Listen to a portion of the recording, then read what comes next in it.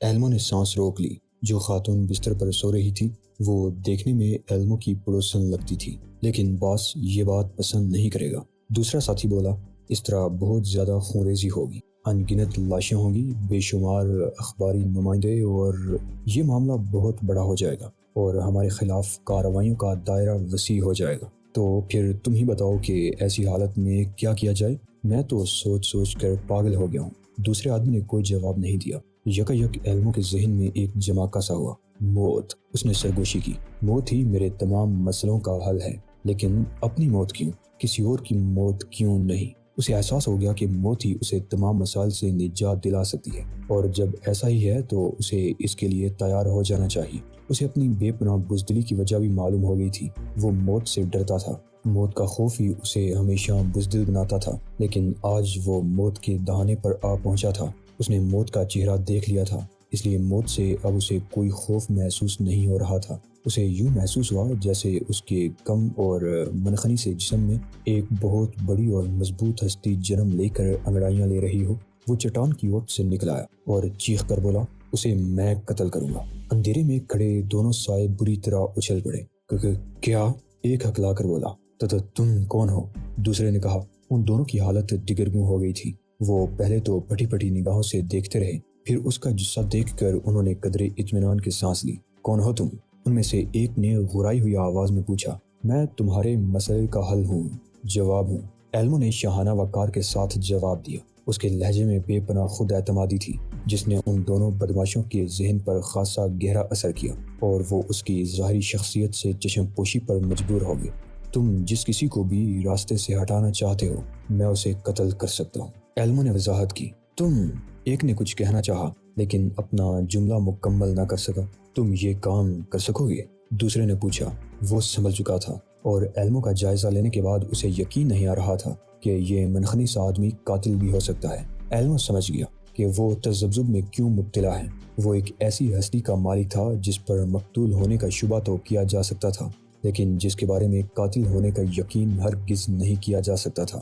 ظاہری حالت سے وہ کوئی مسخرہ ہی لگتا تھا۔ لوگ اسے ایسے توہین آمیز خطابات سے اکثر نوازتے رہتے تھے، لیکن اب وہ ویسا نہیں تھا۔ محرومیوں، ناکامیوں اور مایوسیوں نے بالآخر اس کے اندر ایک شیطانی ہستی کو جنم دے دیا تھا۔ اس وقت وہ دنیا کا خوفناک اور خطرناک ترین آدمی تھا۔ کسی کی ظاہری حالت سے کبھی دھوکہ نہ کھاؤ، ایلمو نے انہیں نصیحت کی۔ تم دونوں جو کچھ چاہتے ہو، میں وہ کام بخوبی کر سکتا ہوں۔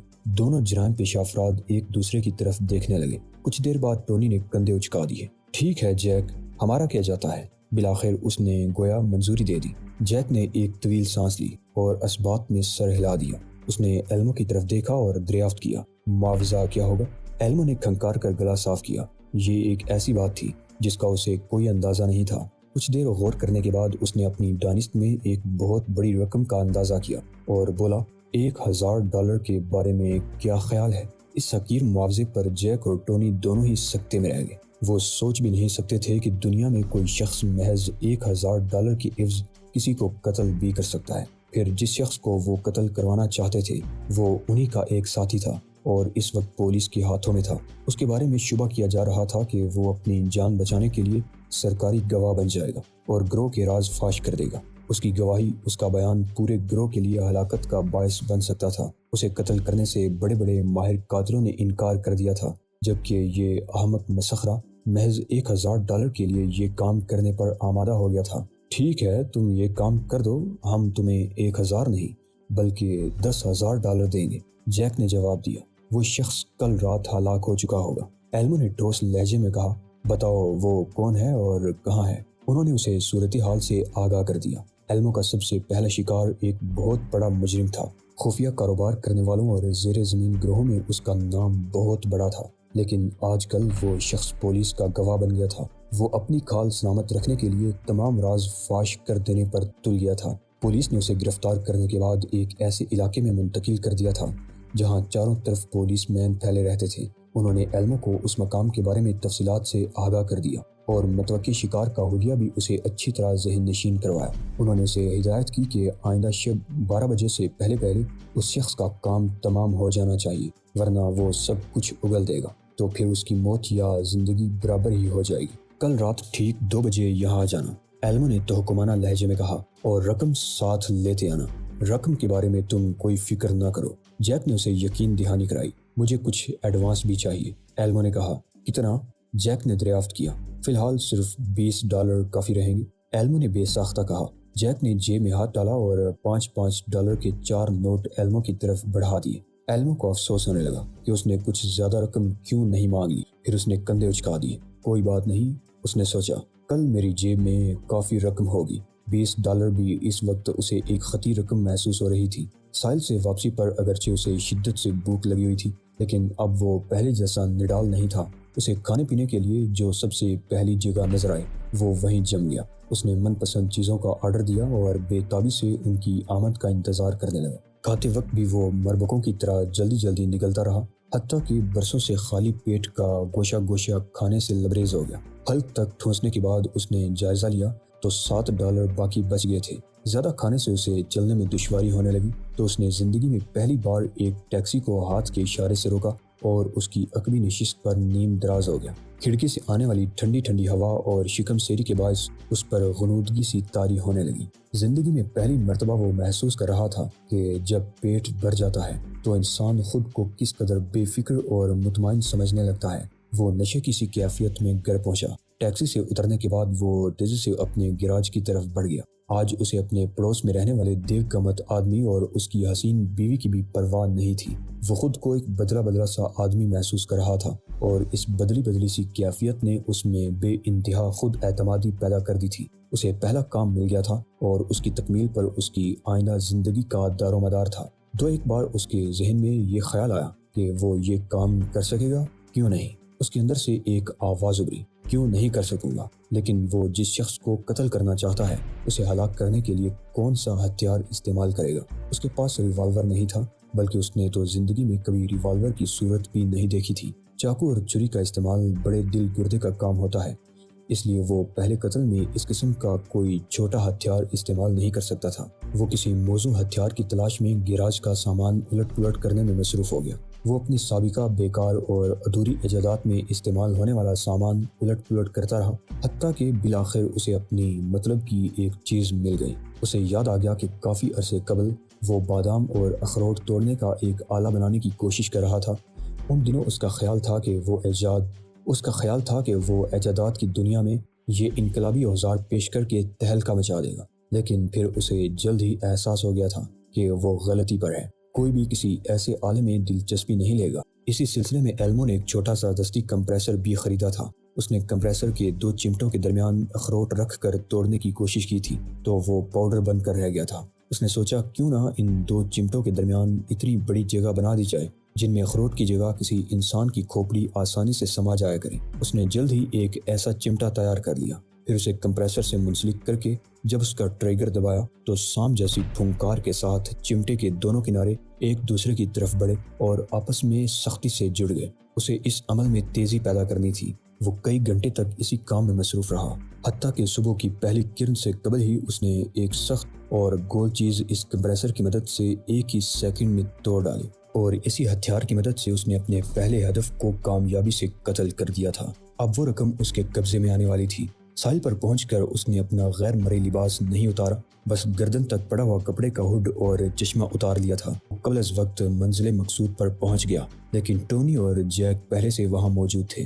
کار سے اتر کر وہ سایوں میں لپٹا ہوا ان کی طرف بڑھا تو اسے جیک کی آواز سنائی دی۔ وہ کہہ رہا تھا، اس مسخر قاتل نے کام کر دکھایا ہے ٹونی، میں نے ریڈیو پر خبر سن لی ہے۔ ہاں، لیکن مجھے افسوس ہو رہا ہے کیونکہ ہمیں اس احمق کو ٹھکانے لگانے کا حکم دیا گیا ہے۔ اس شخص کا اپنا ایک الگ سٹائل ہے، اس نے دنیا میں سب سے منفرد انداز میں قتل کیا ہے۔ اسے زندہ رہنا چاہیے تھا، ممکن ہے وہ آئندہ بھی ہمارے کچھ کام آ جاتا، ٹونی نے کہا۔ ہاں، لیکن اگر اس احمق قاتل کو یہ پتہ چل گیا کہ ہم نے اسے درپردہ استعمال، چھوڑو ان باتوں کو۔ ایلمو کو اپنی سانس رکتی ہوئی محسوس ہوئی۔ اسے ان غداروں پر بے حد غصہ آ رہا تھا۔ اس نے سوچا کہ اگر وہ لاپرواہی سے ان کے پاس پہنچ گیا ہوتا تو وہ یقیناً اسے بھون ڈالتے۔ وہ انہیں گھورتا رہا۔ دونوں جرائم پیشہ افراد اپنے اپنے ریوالور کا جائزہ لینے میں مصروف ہو گئے تھے۔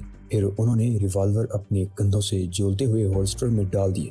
ایلمو آگے بڑھایا اور غرائی ہوئی آواز میں بولا، مجھے افسوس ہے، تم دونوں حضرات زیادہ دیانتدار ثابت نہیں ہوئے۔ جیک نے چونک کر اس طرف دیکھا جدھر سے ایلمو کی آواز سنائی دی تھی۔ پھر وہ تاریکی میں آنکھیں پھاڑتا رہ گیا کیونکہ اسے آس پاس کوئی سایہ تک دکھائی نہیں دے رہا تھا۔ یہ جملہ کس نے کہا تھا؟ وہ اپنے ساتھی کی طرف دیکھ کر پوچھنے لگا۔ میں سمجھا تھا کہ تم بولے ہو۔ ٹونی کے لہجے میں بھی حیرت تھی۔ یہ بات میں نے کہی تھی، ایلمو نے کہا۔ اسی لمحے ٹونی کا ہاتھ اپنے ہولسٹر کی طرف لپکا تھا، لیکن اس وقت تک ایلمو کے کمپریسر نے اس کی کھوپڑی اپنی حصار میں لے لی تھی، اور اس سے قبل کہ ٹونی ریوالور نکالنے میں کامیاب ہوتا، اس کی کھوپڑی کسی خربوزے کی طرح پچک گئی اور وہ بے آواز گر گیا۔ اپنے ساتھی کا حشر دیکھ کر جیک کی گگی بن گئی۔ اس نے خود کو ٹونی کی لاش پر گرا دیا کیونکہ وہ اس لاش کی پناہ لینا چاہتا تھا۔ اسی وقت ایلمو کے خوفناک کہکہے گونج اٹھے۔ تم مجھے نہیں دیکھ سکتے جیک، ایلمو نے کرخت لہجے میں کہا، لیکن میں تمہیں اچھی طرح دیکھ سکتا ہوں۔ تم کیا چاہتے ہو؟ جیک نے گھبرائی ہوئی آواز میں دریافت کیا۔ اپنی رقم کے علاوہ کیا چاہ سکتا ہوں؟ ایلمو کے لہجے میں مسخرہ پن تھا۔ زندگی میں پہلے کبھی کوئی اس سے خوفزدہ نہیں ہوا تھا۔ آج اسے احساس ہوا کہ اپنے سامنے کسی کو گگیاتے دیکھ کر کتنا لطف آتا ہے، اور لوگ کمزوروں پر مظالم توڑ کر اس قدر خوش کیوں ہوتے ہیں۔ جیک کی آواز اسے اپنے سے زندگی کی بھیک مانگتی ہوئی محسوس ہو رہی تھی۔ $10,000؟ جیک نے پوچھا۔ ہاں، لیکن اب میں $20,000 لوں گا کیونکہ تم لوگوں نے مجھ سے دھوکہ کرنے کی کوشش کی ہے۔ تم اس رقم میں سے وہ $20 کاٹ سکتے ہو جو میں نے کل رات ایڈوانس لیے تھے۔ جلدی سے رقم لے آؤ۔ اگر تم نے کوئی ہوشیاری دکھانے کی کوشش کی تو تمہارا حشر بھی ٹونی سے مختلف نہیں ہوگا، سمجھ گئے؟ جیک تھر تھر کانپ رہا تھا۔ زندگی میں پہلے کبھی وہ اس قدر دہشت زدہ نہیں ہوا تھا۔ اسے یقین تھا کہ مارے خوف کے اس کا چہرہ کسی لاش کی طرح سفید پڑ گیا ہوگا۔ جلدی واپس آنا، میں یہیں تمہارا انتظار کر رہا ہوں، ایلمو نے کہا۔ اگر رقم تمہارے پاس ہے تو دیتے جاؤ، کار میں ہے تو نکال لاؤ، اور اگر خالی ہاتھ آئے تھے تو نصف گھنٹے کے اندر اندر $20,000 لے کر واپس آ جاؤ، ورنہ تم سمجھ گئے ہوگے کہ دنیا میں تمہیں کہیں پناہ نہیں ملے گی۔ میں جلد ہی واپس آؤں گا، جیک نے لرزتی ہوئی آواز میں جواب دیا۔ چونکہ ارادہ تمہیں قتل کر دینے کا تھا، اس لیے ہم نے رقم ساتھ لانے کی ضرورت ہی نہیں سمجھی تھی۔ ایلمو نے ایک خوفناک کہکا لگایا۔ جیک اپنی کار کی طرف بڑھ رہا تھا۔ اگلے چند لمحوں میں اس کی کار آندھی اور طوفان کی طرح ساحل سے دور ہوتی چلی گئی۔ ایلمو کو یقین تھا کہ وہ رقم لے کر ضرور واپس آئے گا۔ اس نے سرکاری گواہ کی پراسرار موت کے بارے میں سن لیا تھا اور ٹونی کی لاش اپنی آنکھوں کے سامنے گرتے دیکھی تھی۔ ایسے میں وہ رقم لے کر واپس آنے کے لیے مجبور تھا۔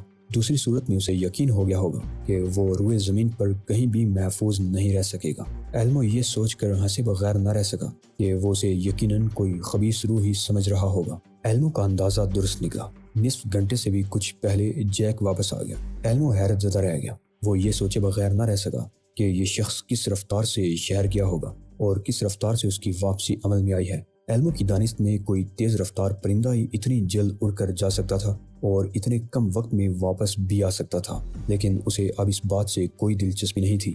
وہ تو اس گڈی کو دیکھ رہا تھا جسے جیک نے اس کی طرف بڑھا رکھا تھا۔ جیک کے ہاتھ سے گڈی نکل کر فضا میں معلق ہو گئی۔ وہ حیرت سے دیدے پھاڑ کر رہ گیا۔